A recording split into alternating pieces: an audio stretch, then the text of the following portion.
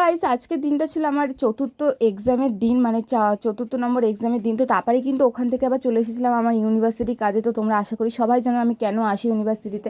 আর এই যে আমার মানে সকালবেলা পেটে কিছুই পড়েনি বলে একটুখানি খাওয়া দাওয়া করে কিন্তু চলে গেছিলাম একদম ডাইরেক্ট অফিস রুমে। আর এই যে ডগিনারের সাথে দেখা হবে না, আমার এটা তো হতেই পারে না। তো তারপরে কিন্তু ওখান থেকে চলে গেছিলাম হচ্ছে সেকেন্ড ফ্লোরে। ওখানে গিয়েও কোনো কাজ বাজ ছিল না বলে তোমাদের একটু সুন্দর দৃশ্যগুলো, বাইরের দৃশ্যগুলো একটু দেখাচ্ছিলাম। আর এখানে কিন্তু বসে বসে একদমই বোর হয়ে গেছিলাম। মানে আশা করি মুখ চোখের অবস্থা থেকে বুঝেই গেছো তোমরা, দেখতে দেখতে কিন্তু 2:09 বেজে গেছে অলরেডি।